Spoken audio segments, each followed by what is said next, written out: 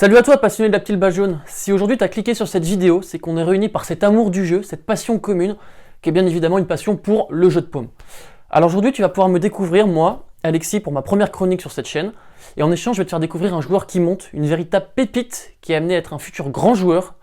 Mais juste avant, ça serait cool que tu t'abonnes, ça prend juste 2 secondes, ça nous aiderait énormément à gagner en visibilité et ça serait un gros coup de boost pour la chaîne. Maintenant, c'est parti. Alors, on va commencer par le commencement. Sebastián Corda est un joueur né le 5 juillet 2000. Il est passé professionnel en 2018 et il a véritablement explosé en 2020, mais on y reviendra. Alors, Sebastián Corda, c'est un joueur qui cherche véritablement à se faire un prénom sur le circuit ATP. En effet, pour ce qui est du nom, c'est plus la peine, car c'est le fils d'un ancien champion, d'un ancien vainqueur en Grand Chelem qui s'appelait Petr Korda, et qui a notamment gagné l'Open d'Australie en 1998, qui a également fait une autre finale en Grand Chelem perdue cette fois à Roland-Garros en 1992, et qui est connu pour avoir gagné 10 titres sur le circuit ATP. Alors maintenant, je te propose de jouer un petit jeu, un jeu des 7 familles, édition Korda. On a vu le père, Petr, maintenant je demande la mère. Donc la mère, tout comme le père, est une ancienne joueuse pro, elle s'appelle Regina, comme la pizza. Elle a été 26e mondiale à son meilleur classement, et elle a participé au JO de Séoul en 1988. Maintenant, je demande la fille aînée, Jessica, qui est connue pour avoir gagné l'Open d'Australie 7 fois en golf, et non en tennis, tout comme sa deuxième sœur qui s'appelle Nelly, qui a également gagné l'Open d'Australie en golf. Donc tu vois qu'on fait véritablement face à une famille de champions, et pour te dire un petit peu, tu vois, Sebastián, pour l'instant, c'est un peu le raté de la famille. Tu vois un peu le niveau global de la famille. Comme quoi, ça aide de grandir dans une famille de champions qui baignent dans le sport de haut niveau depuis toujours. Le premier fait d'armes de Sebastián Corda, c'est d'avoir gagné l'Open d'Australie, décidément, en 2018, l'Open d'Australie junior. Donc il marchait un petit peu dans les pas de son papa, qui a gagné l'Open d'Australie version grand, comme on a pu le voir en 1998, donc 20 ans avant. Corda s'est vraiment révélé sur le circuit ATP lors de Roland-Garros 2020, donc la fameuse édition où Hugo Gaston a enflammé Roland-Garros. Corda, qui était 213e mondial, qui n'avait jamais gagné un match ATP, ni en Grand Chelem d'ailleurs, s'est extirpé des qualifications et est allé jusqu'en 8e de finale face à Rafael Nadal, qui est connu pour plutôt bien jouer à Roland-Garros. Donc il a gagné ses 3 premières victoires sur le circuit, donc qui étaient des victoires en Grand Chelem, dont une assez marquante sur John Isner, son compatriote. Alors pour la petite histoire, Corda c'est un grand fan de Nadal, donc c'est possible d'être un bon joueur et d'avoir des très mauvais goûts. Pour te dire un petit peu, il avait un chat quand il était enfant qu'il avait appelé Rafa, donc tu vois un petit peu à quel point il était fan. Et donc tu peux aisément imaginer dans quel état d'esprit il était au moment de jouer son premier 8e de finale en Grand Chelem sur le Châtrier du coup face à Rafa, donc qui est un peu le patron des lieux. Et alors il a pris 3-7 mais il s'est très bien battu. Et Nadal a dit à la fin du match que Corda avait tout pour devenir un grand joueur, qu'il avait décelé un petit peu son potentiel de champion, donc c'est très encourageant pour la suite. Corda a réalisé une 2e perf en Grand Chelem très récente, c'était l'année dernière à Wimbledon. Il a atteint les 8e de finale face au russe Karen Khachanov, où il a perdu lors d'un match de dingue, 18 au 5e set, c'était un match complètement dingo. Il y avait eu 13 breaks lors du 5e set, j'avais jamais vu quelque chose comme ça. Et il a réalisé un petit exploit durant cette quinzaine, il est devenu le 8e joueur depuis 2001 à atteindre les 8e de finale à Roland puis à Wimbledon. Donc c'était pas la même année, on a vu que Roland c'était en 2020. Et je te laisse aisément deviner qui il a rejoint dans cette prestigieuse liste. C'était que des grands noms, donc tu avais des Federer, Nadal, Del Potro. Donc on lui souhaite vraiment le même avenir que les joueurs que je viens de citer par exemple. Alors Corda a eu d'autres résultats notables sur le circuit ATP. Il a déjà battu 2 top 10 à son âge, donc 21 ans. C'était Roberto Bautista Agut à Halle et Diego Schwartzman l'année dernière à Miami, donc un Master 1000, où il a poussé l'aventure jusqu'en quart de finale, où il a perdu face à Andrei Rublev.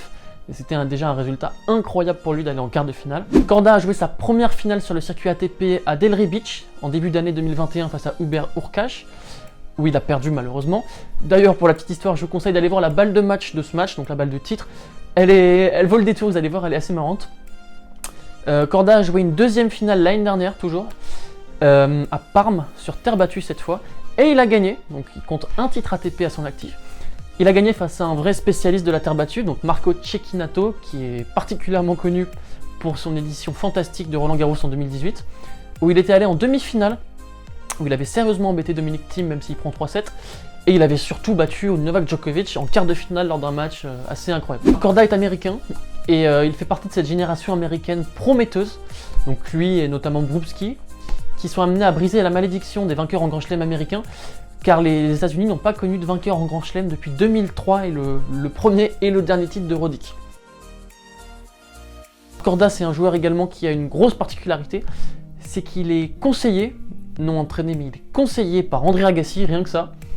Et l'année dernière, notamment, il a pu se faire entraîner pendant 1 mois par le Kid de Las Vegas, à Las Vegas du coup. Et on a vu que cette relation, elle perdurait car ils échangent régulièrement. Et tant mieux pour Korda, car on voit que ça lui apporte vraiment beaucoup de maturité, beaucoup d'expérience, comme on va pouvoir le voir dans le suite de la vidéo. Mais vous voyez, Agassi, c'est vraiment un joueur qui conseille pas n'importe qui. Agassi, c'est un joueur qui avait conseillé notamment Novak Djokovic. Et pour qu'il aille conseiller un jeune joueur américain pas très connu, c'est qu'il a vraiment flairé que ce jeune allait connaître vraiment une grande carrière, ce qu'on espère tous. Korda, c'est un joueur qui est sponsorisé Adidas et qui m'a vraiment bluffé l'année dernière sur toute son année dans son ensemble. J'ai trouvé qu'il faisait preuve d'une grande maturité, d'un vrai sang-froid, qu'il était imperméable à la pression. Et il a particulièrement pu nous le montrer à Wimbledon l'année dernière, au 3e tour, où il bat Dan Evans sur le center court, donc un court complètement acquis à la cause de l'anglais, bien sûr. Et il l'a balayé, donc il m'a vraiment bluffé. Et on voit vraiment que la pression, c'est quelque chose qu'il ne connaît pas trop pour l'instant. Tant mieux pour lui. Il me fait vraiment penser à Thomas Berdych, qui a pris sa retraite il n'y a pas si longtemps que ça. Il me fait penser à lui pour plein de raisons que je vais développer. Donc la toute première, c'est que Sebastian Korda a des origines tchèques, grâce à son père qui était tchèque. Et on sait que Berdych était tchèque. Mais c'est surtout en raison de son style de jeu qui me fait penser vraiment à Berdych. Il a un jeu très puissant, il frappe très fort dans la balle, à plat. Il fait preuve d'une justesse technique assez incroyable. Il est à l'aise sur tout type de surface.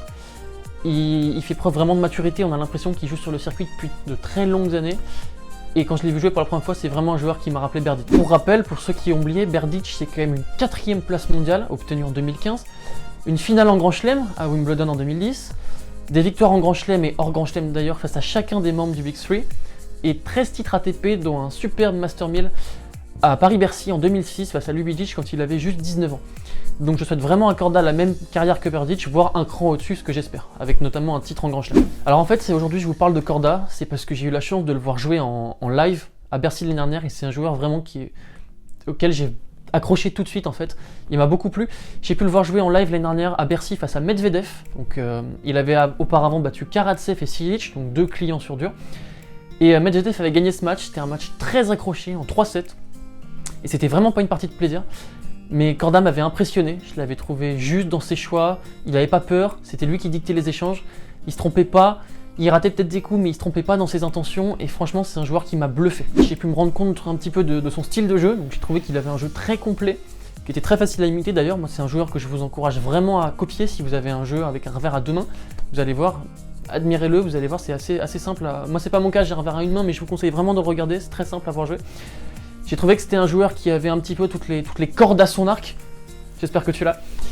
Et suite au Masters de Paris-Bercy, il a joué le Masters des jeunes à Milan, qui regroupe un petit peu les meilleurs jeunes. Il est allé jusqu'en finale où il a perdu face à Carlos Alcaraz, donc qui est un autre phénomène de précocité.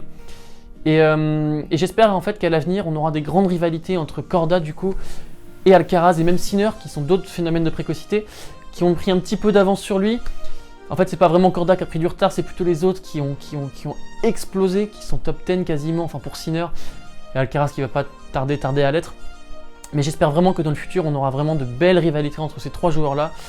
Et ouais, non, ça promet vraiment de très beaux matchs à l'avenir. Pour progresser, je lui conseille vraiment de travailler sur son service, car Korda c'est un grand joueur, un petit peu à la manière des Medvedev et des Zverev. Sauf que son service, contrairement aux 2 que je viens de citer, lui rapporte pas énormément de points cadeaux, de points gratuits. Donc je lui conseille vraiment de travailler sur sa première balle. Également, si j'ai un gros reproche à lui faire, c'est sa coupe de cheveux. Donc en dehors du court, Korda a une coupe de cheveux somme toute classique, hein, plutôt jolie. Mais sur le court, il va mettre une sorte de serre-tête, Adidas du coup, comme j'ai pu le dire. Et ça va lui faire une sorte de mulet. Et c'est franchement pas top. Moi j'ai souvenir, si vous voulez, de Roger, qui pendant sa jeunesse avait des queues de cheval. Et le jour où il a arrêté de faire ces petits délires excentriques, et bah c'est devenu un joueur très classe à avoir joué en tout cas. Alors il atteindra jamais la classe de Roger qui est inégalable, mais non, faudrait qu'il se coupe les cheveux quand même. Alors voilà, j'espère que j'ai pu te faire découvrir un petit peu ce joueur prometteur, pas très connu du grand public. J'espère que maintenant t'en sais beaucoup plus sur lui. J'espère que tu pourras regarder ses matchs et t'intéresser un petit peu davantage à lui. Dis-moi en commentaire si tu penses qu'il fera une belle année.